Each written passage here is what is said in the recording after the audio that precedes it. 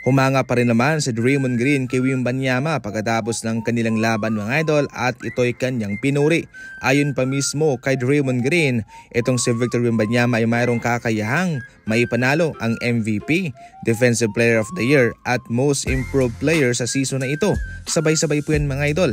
If he keeps up this pace at this level, he's going to be MVP, DPOY, and Most Improved Player. He's going to put himself in contention for all those trophies. When you watch him, you can't help but wonder what kind of player is going to be able to defend him. Maski man si Draymond Green na naging Best Defensive Player of the Year ay nagtataka para sa ibang mga malalaro kung paano ba nila ito mapipigilan sapagkat sa kanyang kataasan, sa taas ng kanyang galamay ay paniguradong napaka-basic lamang sa kanyang pumuntos. Pero syempre meron siya mga kahinaan pero totally majority mga idol ay hirap talaga ang mga defender niya sa kanya.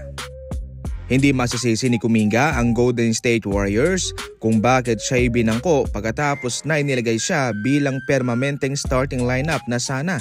Ito'y marahil hindi na nga humaganda ang kanyang koneksyon sa kanyang mga teammates at kailangan pong gumawa ng pagbabago ni Coach Steve Kerr. Kung okay naman at walang problema, hindi po siya ilalagay sa bangko. Kaya may something po sa kanyang laruan. Kaya sa mga nagdang laban ay sina Moses Moody at si Will Richard na ang inilagay sa starting lineup. Kung tutuusin, disrespect ito para sa kanya sapagkat 7th overall pick siya pero siya'y pinalitan ng second rounder lamang. Pero syempre hindi po nakabatay dyan ang katayuan ni Kuminga sapagkat ang lahat ng ito ay nakabatay po sa performance.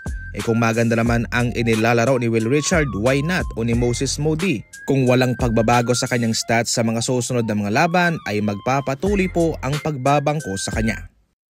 Hindi na napigilan ni Tari Eason ang kanyang sarili at kanyang kinalaban dito sa Steven Adams mga idol. Pero sa laki ng katawan ni Adams ay hindi po ito natinag at kanyang kinunti na lamang itong si Eason. Sa ngayon ay mas nagiging mainitin na ang ulo ni Tari Eason simula nang hindi siya binigyan ng extension ng Houston Rockets. Maingay na player itong si Tari Eason maski man ang kanyang nanay ay sumasabay pa sa kanya at parating ipinagtatanggol ang kanyang kabalastugang ginagawa sa NBA at pilit na sinasabing pinaka-the best daw na player itong kanyang anak.